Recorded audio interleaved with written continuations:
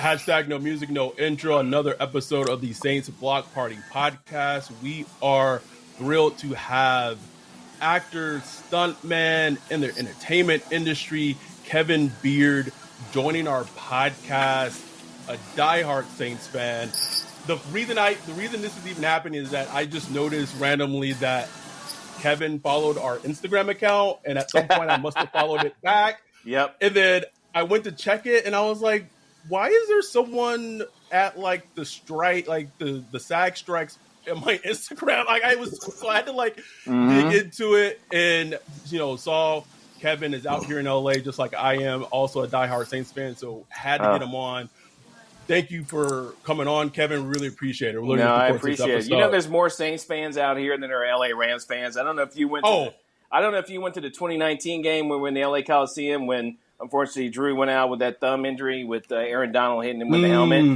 Do you see how many Saints fans were at that game more than there were Rams fans? It's insane how many Saints fans are out here. It is unbelievable. It's wild. Yeah. And for our Rams meetup for the December game, like I told you via email, we're pretty pushing close to like 40 of us who are supporters of the podcast going to be at the game, which is amazing. It's crazy. Our numbers, like our podcast numbers, are like it's Louisiana, California, and everything else, which is crazy. It's insane. It's We bought our tickets to just go see the preseason of the Chargers. I heard. I'll be there. I just heard today that their DA said he was going to play all the starters on Sunday against the Chiefs, but hopefully we'll have some of the guys on the second game. We'll see. So I will be there. As Kevin, let's just get into it. Like how did you become a Saints fan? We like to kind of go to the backstory. What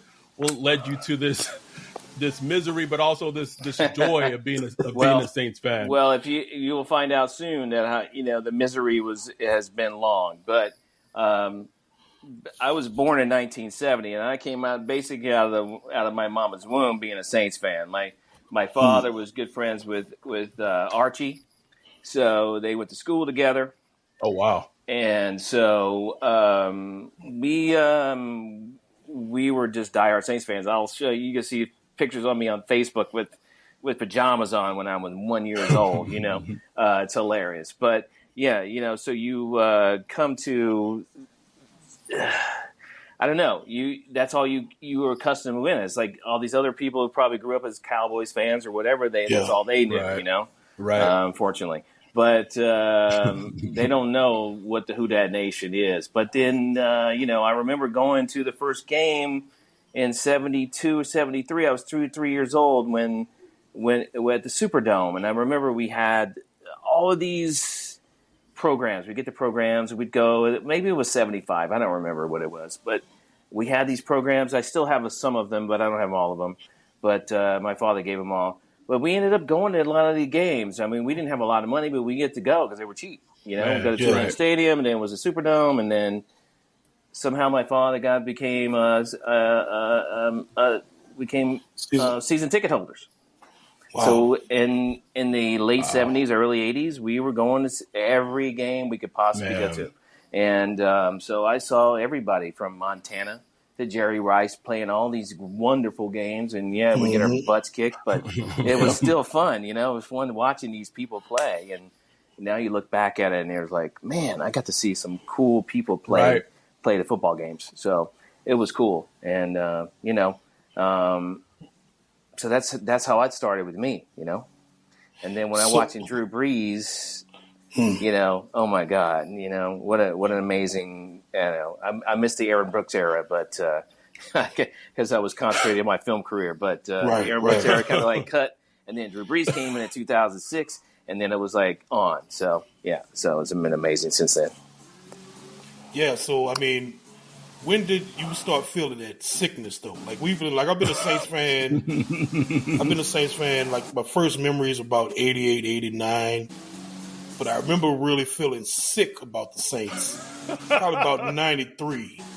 It was 93 and they lost the playoffs to the Falcons, I think. And I remember there was a good year because I remember I just moved to Los Angeles in 92. And in '93, there was a game against the Raiders and the Saints out here, and then there was another game against the at that time the Rams and the Saints. And I remember we won both of those games. And I'm like, man, we're having a good year this year. We're actually winning. And and it just whatever happened, we lost. We didn't get there, but it was like I was like, oh, same old, same old. And it was like, but I was like, I think I just kind of like after that, I just didn't follow it for like 2 years. Mm-hmm. That was when Aaron Brooks came, and I'm like, I mean, he wasn't a bad quarterback. It just wasn't that time of the year when I was in my early 20s and I had other things going on in my life. But we've all went through that phase where it's like, look, I need to. I was watching the Lakers and watching Michael Jordan play and all that kind of things at those times. So you know what I mean. So So what, and I can kind of, we can probably both speak to this, living in Los Angeles and being Saints fans. Where did the passion to being in the entertainment industry, where did that come from, and how did that manifest? I became so I got my taste in New Orleans actually when I grew up in Mississippi, but then I worked a lot in New Orleans, and then we go to New Orleans because my family was there all the time. So I got my start in New Orleans on a couple of movies. First movie one of my first movies was JFK, which was with Kevin Costner. Wow! I don't know if you remember those days. I mean, I'm old now, so I'm 53. So, but I love it. So we're keeping, as long as you stay in shit, keep your mind right, you're good. You look good, man. Oh, thanks. But so that's how I got started, and I got the movie bug, is what they call it. They got this thing, and it's like I got to come to LA, and so a year later I moved to Los Angeles. I had a promise for a job, and the guy kept his promise, and so that's how I started out here. And I didn't have a place to live. I just packed up a U-Haul truck and moved out here. And I was 22 years old, and 92. I'm just going to give it up a whim, and I moved out here, and everything's been, everything hasn't been roses or whatever, but it happened, and it's been good. I met my wife. She's great. She's in the business, so we love what we do. I've been a stuntman. I've been an actor. Now I'm trying, moved into director in the Directors Guild. So I'm trying to move into that director world. Unfortunately, we're on a strike right now, and it's walking those picking lines. It's a couple days a week. It's really hot out here. It's not as hot as it is in NOLA, but it's hot. It is hot. Still hot, man. It's not as hot as NOLA, bro. We got to get it to him. So No, yeah. Man, I was looking at your IMDb page. You've been in the game for a minute, man. It looked like your first credit was like 89, and you were doing, you've been stuntman, stunt coordinator, actor. Looked like you've done it all as far as. Yeah, well, you see the greatest, one of the greatest stuntmen in the world right there, Burt Reynolds in the background right Burt there. Reynolds, So there you go. So, that's all we dreamed of out here. Every stuntman says, when you grow up, it's like, we wanted to be Hooper, you know what I mean? So, so that's kind of what we do. But, like I said, you get older, you just want to move into behind the scenes and directing and all those kinds of things. So that's where I'm at now. So, hopefully. Just going to say all the roles that you've played in the entertainment industry, what's been like the one that you've enjoyed the most? I have to say I had an amazing moment, and it's been a couple years now, but when I worked on Euphoria with Zendaya, that was pretty cool. I worked like 4 weeks with her on an episode of that. It was this last season. She is super cool. The director was super cool. I played a cop, and I had some some dialogue, and it was cool, man, because she was like, I'm chasing her through Cali's and thinking like this, and she was game for everything. And I remember she was like, it's like she's one of the biggest stars of this world right now, right? So, but yeah, that was the last moment, I think. The moment before then was a movie I directed with. I was a stunt double for Matt Damon on a movie called Suburbicon, which didn't do well in the theaters, but it's still a pretty good movie. I did all these kinds of things, and that was kind of cool because, you're looking at this dude, it's like this guy's Jason Bourne, right? So I'm doubling him on this whole movie, And Wow. like, why can I not double him all the time, man? Like, whatever. But but it was fun. But those are my two greatest memories in the most recent times, But yeah, Zendaya was cool as hell, man. So tell me about the stunt, being a stunt double. Tell me about that role, man, because as far as what I know it's a dangerous job. That's a thankless job because obviously the actor on the screen gets all the all the love and attention, right? Of course, but it's one of the most skilled positions I've ever seen because I'm an action head, love action movies, sci-fi movies, and all that stuff. So what goes into that? Like, do you have to be crazy to do that role? Like, be no, I think crazy. I think that's the opposite of being crazy. I think you have to be. First of all, you have to be an athlete. I mean, no near being the 1% of an NFL football player, but I think we all have to be like very fit and knowing what we're going to do and know how to fall, how to do this, how to throw a punch and how to fake a punch and not hit you in the face right now. I'm going to hit you like that. I'm going to not hit you. I'm not going to hit you. Right. So you have to you have to know when and where all this is going to happen. You got to know the situation, where the locations are, what are you going to do in this situation, and everything is choreographed. Nothing is like on the fly. We're not doing like, I don't know. Did you see that video the other day of the thing in Shreveport with the guys and they're doing this big old fight with chairs and all that? Did you see that thing? There was a whole oh my God, we don't do that. That's stupid. But that's what people think we are, is stupid stuntmen. That's what we do, picking up a chair and throwing somebody. But no, I just thought I had to bring that up because I just saw the video of my friend bringing that up. But you saw it. But it's crazy. We study. I'm not a gymnast, but a lot of people are gymnasts. We have martial arts situations we have yoga. We do a lot of weights, and we're aware of our bodies. So when we do a situation and get into that situation, first of all, no one's going to just throw you into a situation and not know who you are. So it's just like, I don't put us in a professional player, but I would say because we're professional, we get paid as a professional. We're a profession. No one's going to put you in a situation where we don't know what you're going to do. So, where I'm going to call somebody if this guy comes up, is like, hey, is this guy good or whatever? I'm like, what is he good at? It's the same way what a coach is going to call a football player. Same thing. So it's the same. It's the same. And then we just, so we trust the person who tells us this is the guy that can do this. This guy can do all these flips and can do all this. And okay, cool. I'm going to give him a shot. So that's what we do. And we're not crazy. None of us are crazy. All the car crashes I've done, all the car stuff I've done, and all the fight stuff I've done is all calculated before we do it. So it's all planned out weeks, days in advance. Sometimes things change on the fly, but we still make sure everybody's taken care of and no one's going to get hurt because we don't want to get anybody hurt. So that's the thing. So because if anybody gets hurt, it's going to come back on me because I'm a coordinator, I'm the second year director or whatever. I don't want anybody to get hurt. I want you to go home to your family. So that's what we do. With that said, you brought up the whole strike, and obviously it's been kind of pronounced these last month and a half. Just from your perspective, I know you're on the picket lines. You were out there. I've been out there like 8-9 times in the last 2 weeks. Yeah, and I understand as someone who I'm a social worker, so obviously I have a union, just like you guys have a union. What are just bottom line? What are actors, stuntmen? What are you guys fighting for in regards to what are you wanting from movie companies to? I think that you guys feel is fair. I think.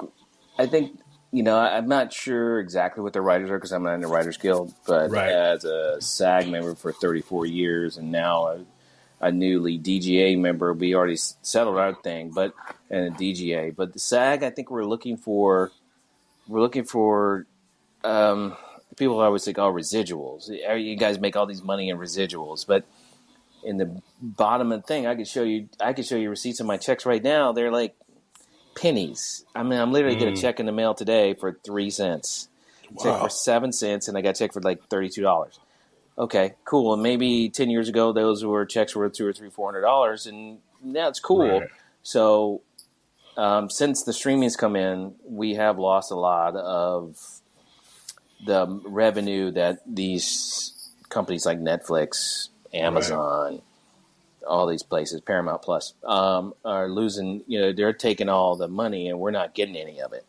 And I'm not saying we're not saying we need 10%. We're asking 2% of your maximum amount of money from that show. Man.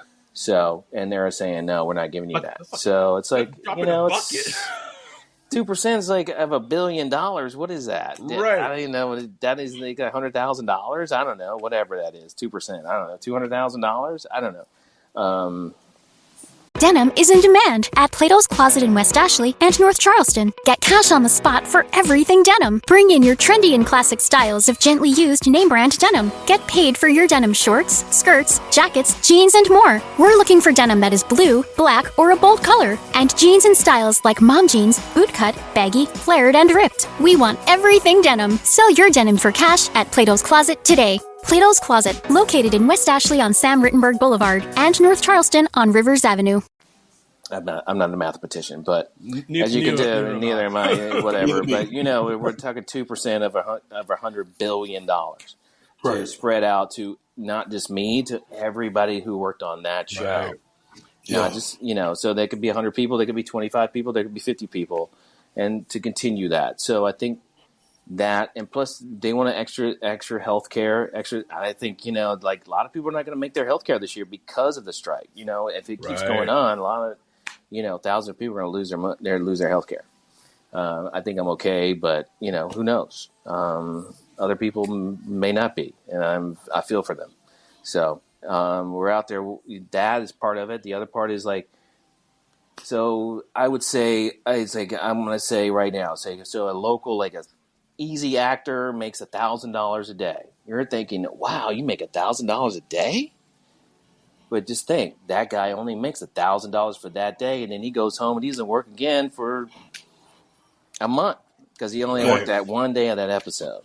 Right. So they're asking for these lower income actors who don't make a lot of money, a 10% increase in that year. So maybe they make $1,100, $1,100. Right. You know what I mean?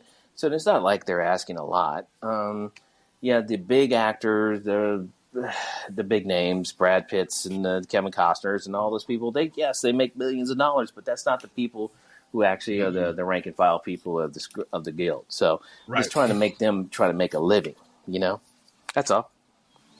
Yeah, what I find interesting is I think the first thing, the actors are going on strike. They would think actors, they make a ton of money. What are they going on strike for? Because, that's what we see. We see the big A-list actors, the Matt Damons, the of course, Ben and those Affleck, guys stuff like that.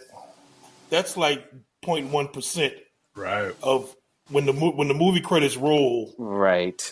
All these people that take a part in making a movie or making a TV show. And I just imagine all those people, how much they make, Right. They have to feed their families, and look, it's a hustle. Most of them don't make $26,000 a year to pay their health insurance. That's what most of them do not make. Wow. So you make $26,000 a year, you make your health insurance. If you don't, you don't. You don't even get your pension credit. So you don't even make a credit to get your pension money.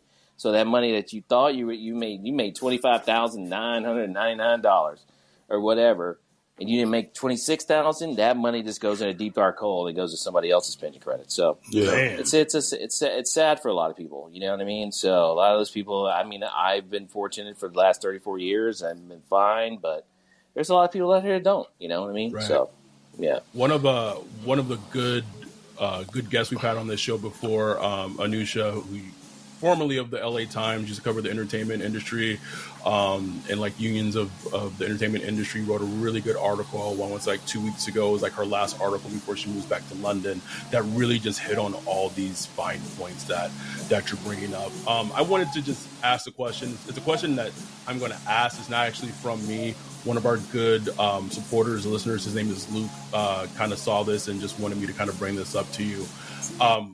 Ryan and I kind of went through your IMDb and noticed, all the things that you did. But Luke wanted to know, like, how is it when you get a role? I believe you were like in an extra on a movie where you had to play like a Klansman. How do you dissociate yourself from that, even as an extra when you're playing like a role like that? So I probably remember what he's talking about. It was the Great Debaters. Right. Denzel Washington directed it. Denzel Washington, yep. It was actually not a background role. It was actually, I got cast as it.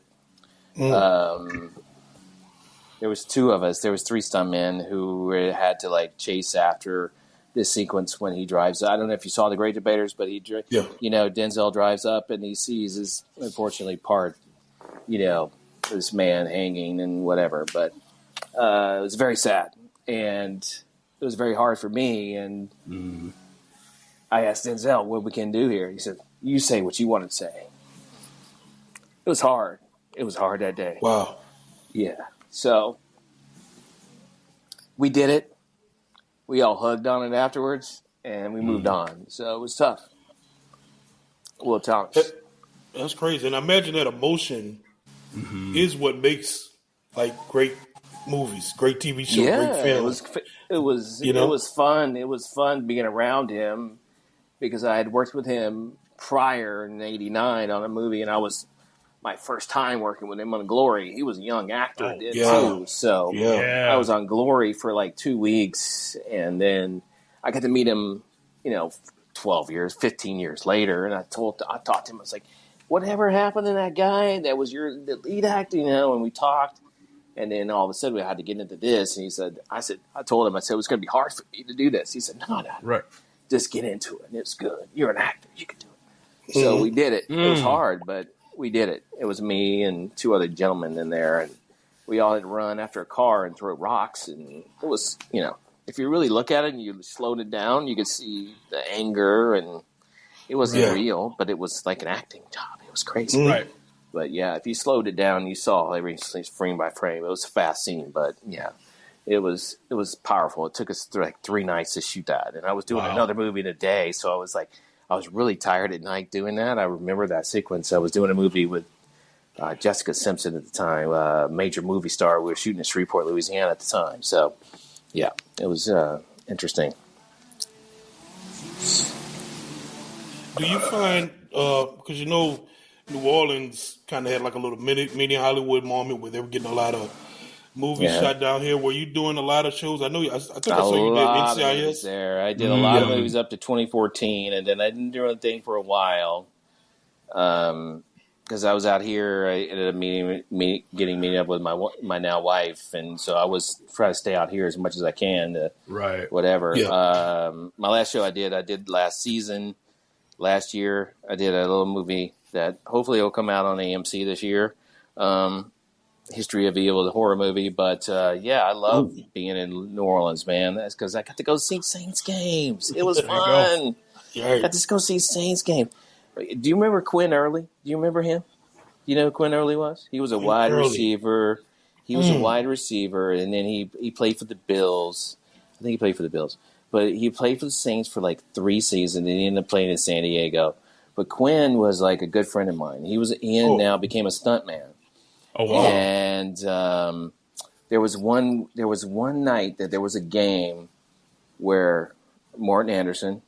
It was like that night where Drew threw like the long made his pass his passing record or whatever. Got it. But it was like all the Hall of Famers came back. It was like Morton Anderson and all these famous players walking. Anyway.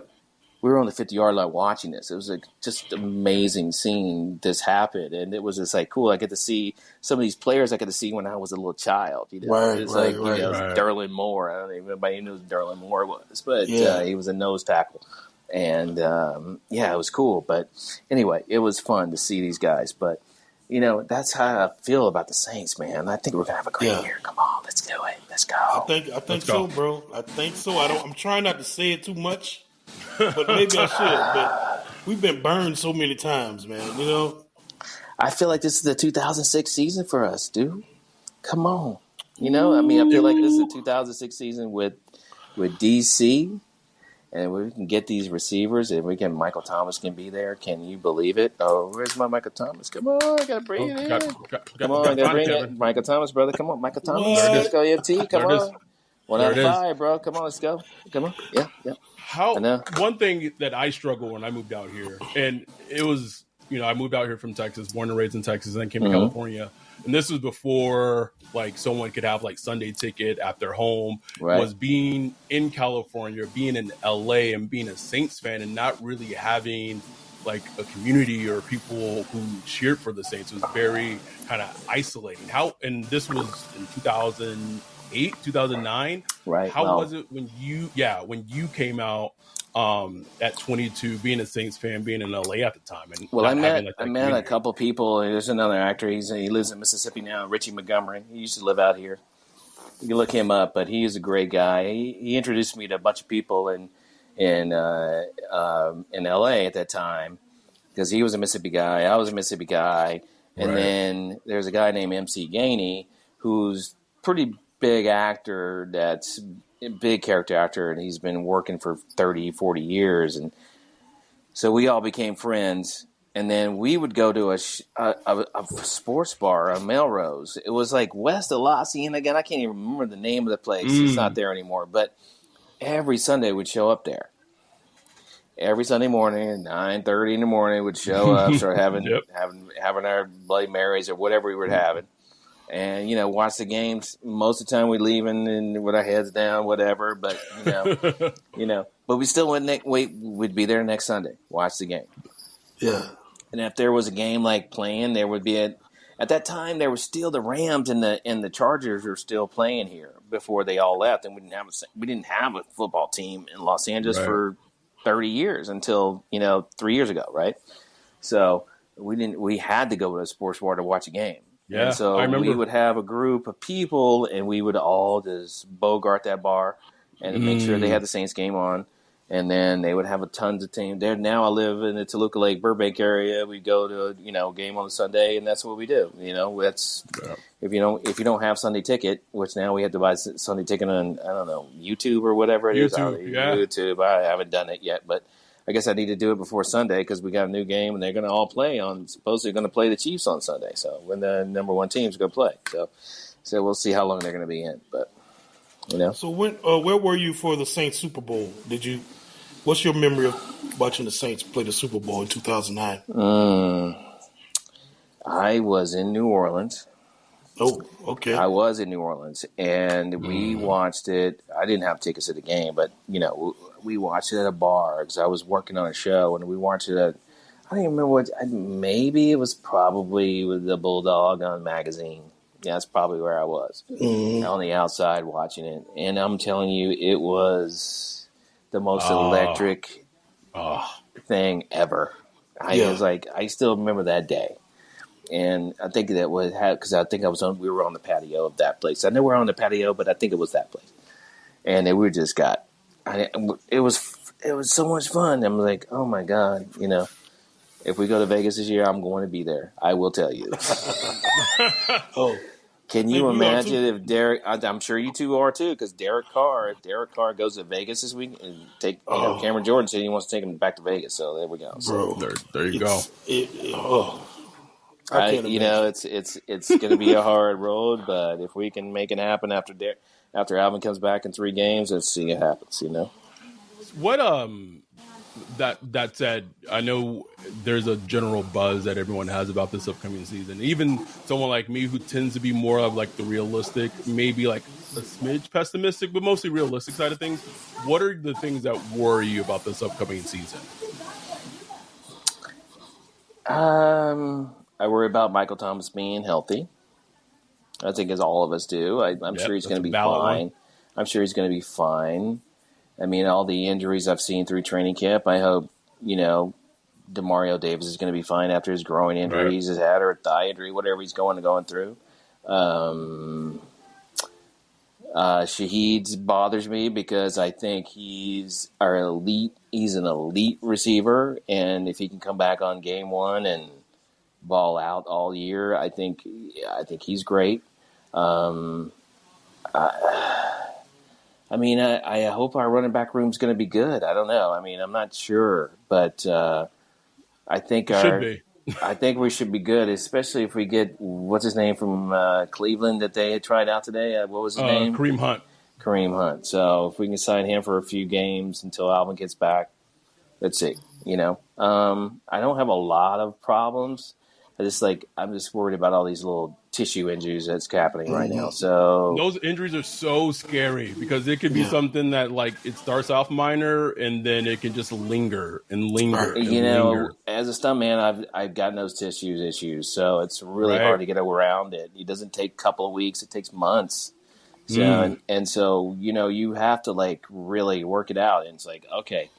I know Shahid's been out there running he runs like a track star. He's the fastest man I've ever seen in my life. So hopefully he's going to take care of himself for the next 2 weeks, give him a little time to heal, and we're going to be fine. I just want Michael Thomas to be I want him to come out just please, dang. Just come out and just dude, to look like 2019 and tell everybody to kiss my butt. The crazy thing is we saw it last week in game 1 for one game. He comes out and he does his stuff and he's and he's what? And and all of a sudden he goes out. Damn. After 3 games, after he scored 3 touchdowns in 3 games, and come on, man, just play. I need it, Kevin. Yeah, same thing with Alvin. So once he gets over his problems, I want to see him in the 2020. What was it? 2020 when he got 6 touchdowns on Christmas Day. Is that 2020 or is that 2019? Yep. The 2020 season. Yeah, the 2020 season. So I want to see him do 7 touchdowns this year. Yeah, let's do that. So you a believer? You don't think AK is washed up? Oh man, he's only 28 years old. Give him 2 more years, and then we can say he's 30, and then he might be done. But he's making $100-something million a year. Come on, let that man make his money. And play some fun games, You brought up your soft tissue injuries. What are some of the maybe gnarliest or unpleasant injuries you've gotten from being a stuntman? Obviously, knees, hopefully mostly knee and hip injuries. That's it. Rotator cuff, left that rotator cuff right there sucks. But everything else is okay. I try to keep everything. Especially now, I'm just keep working out. I do a lot of yoga now. That helps me. That helps me a lot. It kind of keeps all the stretching and stretch the back out, lower back. So that helps a lot. So, but I can't wait to see you at another game, man. That's gonna be fun. We're gonna have a good time with that, Dad. I don't know if you're gonna be it. So I'm for sure going to the Rams game because I've organized all 36 of us who are going to attend. Me and Ryan are going to go to Houston and do a mini little meetup for the podcast for the Saints Texans game in Houston. And then our big meetup for the podcast. So every year during the season, kind of started this tradition last year where we all get together and go to a home game in New Orleans. That's going to be the Bears game this year. I think we're going to have about Justin Fields, man. I hope we can sack him about 5 times. Let's go. 35 to 40 people coming. We have 6 people coming from the UK. We got a lot going on for the podcast. Well, let's stay in touch with that. Let's stay in touch because I'd love to go. It'll be fun. Yeah. It's gonna be great. You got a welcome mat already, man. Man. It's been a pleasure talking to you gentlemen tonight. It's been awesome. Well, we appreciate you coming on, Kevin, so much. I think our listeners are going to love hearing your insight from being a Saints fan, being in the industry, all of that. We put that back out there. Greatest Saints. There it is. Greatest Saints player ever in the history, right? Come on, number 9. There it is. For those only listening, he's holding up a number 9, authentic. 1 of 1. 1 of 1. Look at that. Auto. Come on. Hit that. Let's go. And it's for sale if somebody wants to buy it. I got a hold up now. I got a Tony Jones Jr. card over here. Hold on, Ryan, please don't show that. Don't show the Tony Jones, bro. No, shout out to Nick. Shout out to Nick. Not gonna show. But thank you for coming so much, Kevin, for coming on, man. We really appreciate it. Thank you, man. All right, man. You guys have a good night. All right, thanks. Have a good one. Bye. Peace.